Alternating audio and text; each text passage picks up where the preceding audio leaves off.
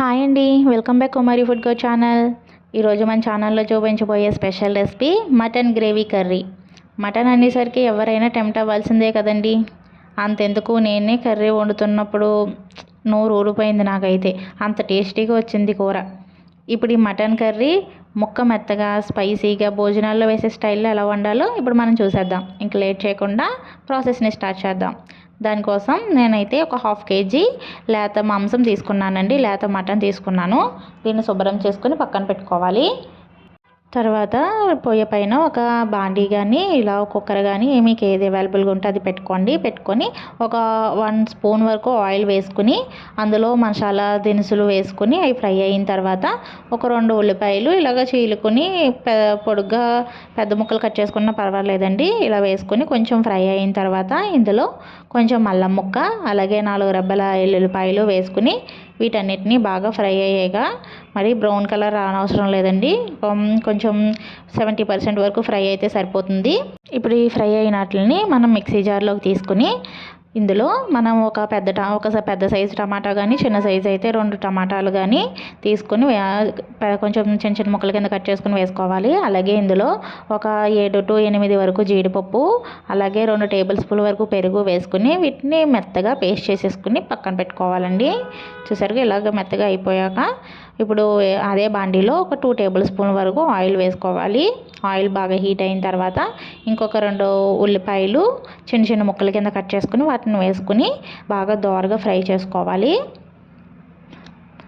అలాగా అందులో మనకి స్పైసీకి తగ్గట్టుగా 1 లేదా 2 పచ్చిమిరపకాయలు వేసుకొని వీటన్నిటిని బాగా ఫ్రై అయిన తర్వాత మనం శుభ్రం చేసి పెట్టుకున్న మటన్ కూడా వేసుకోవాలి. మనం మటన్ అనేది మనం లేత తీసుకుంటే దాన్ని బట్టి మనం విజిల్స్ వేయించుకోవచ్చండి. మొదటిదైతే ఎక్కువ విజిల్స్ వేయించుకోవాలి, ఇదైతే లేతగానే ఉంది. ఇప్పుడు ఇది వేసుకుని మటన్ వేసుకున్న తర్వాత ఇందులో టేస్ట్కి సరిపడా సాల్ట్ కూడా వేసేసుకుంటే మటన్ అనేది తొందరగా మగ్గుతుందండి. మటన్లో ఉన్న వాటర్ కూడా తొందరగా వచ్చేసి బాగా ఫ్రై అవుతాయి. ఇప్పుడు చూసారు కదా, మనం సాల్ట్ వేసిన వల్ల తొందరగా వాటర్ వచ్చి బాగా ఫ్రై అయిపోతాయి. ఇప్పుడు మొత్తం ఇందులో వాటర్ ఏమీ లేకుండా బాగా ఫ్రై అయిన తర్వాత ఇందులో మనం ప్రిపేర్ చేసి పెట్టుకున్న గ్రేవీ ఉంది కదా, ఆ గ్రేవీని కూడా వేసేసుకోవాలి. వేసుకుని కొంచెం ఒక 2 to 3 minutes వరకు కొంచెం పచ్చివాసన పోయేంత వరకు ఫ్రై అవుతే టేస్ట్ అనేది బాగుంటుందండి. ఇప్పుడు ఇందులోనే ఒక 1/2 స్పూన్ వరకు పసుపు అలాగే 2 టేబుల్ స్పూన్ల ధనియాల పొడి 1.5 టేబుల్ స్పూన్ల జీలకర్ర పొడి కూడా వేసుకుని బాగా కలుపుకోవాలి. ఇంకా స్పైసీ బాగా ఇష్టపడే వాళ్ళు ఇందులో ఒక 1/2 టేబుల్ స్పూన్ వరకు గరం మసాలా కూడా వేసుకోవచ్చండి. ఫైనల్గా ఇందులో ఒక 2 to 3 టేబుల్ స్పూన్ల వరకు కారం కూడా వేసుకోవాలి. స్పైసీ ఎక్కువ కావాల్సిన వాళ్ళు ఇంకొక 2 టేబుల్ స్పూన్ల వరకు కూడా వేసుకోవచ్చు. ఇప్పుడు ఇందులో మనం సరిపడా వాటర్ వేసుకోవాలి. ఇక్కడ మీకు ఒక టిప్ చెప్తానండి. మనకి ఎన్ని విజిల్స్ వేసిన పీస్ అనేది ఉడకనట్లయితే ఈ టైంలో ఇలా వాటర్ వేసిన తర్వాత 1 స్పూను నెయ్యి వేయండి. మనకి ముక్క అనేది వెన్నలా కరిగిపోతుంది. ఇలా 1.5 గ్లాస్ వాటర్ వేసిన తర్వాత నేను 3 to 4 విజిల్స్ వేయించుకున్నాను.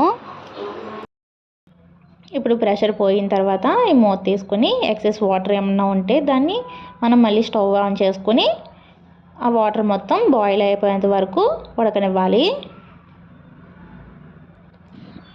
ఇప్పుడు చూసారుగా ఈ వాటర్ మొత్తం ఉడికిపోయిన తర్వాత మనకి కర్రీ అనేది రెడీ అయిపోయిందండి. చూసారుగా గ్రేవీగా ఎంత బాగుందో.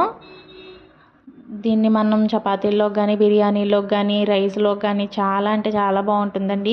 నేను ఈ కర్రీ ఉన్నప్పుడైతే నేను ఇడ్లీలతో ట్రై చేశానండి. బ్రేక్ఫాస్ట్లో ఈ కర్రీ వేసుకొని అసలు ఇంత బాగుంటుందా అనిపించింది. మీరు కూడా ఒకసారి తప్పకుండా ట్రై చేయండి ఇడ్లీ కాంబినేషను. మీ గనక ఈ వీడియో నచ్చితే ప్లీజ్ లైక్ చేసి షేర్ చేసి సబ్స్క్రైబ్ చేసుకోవడం మర్చిపోకండి.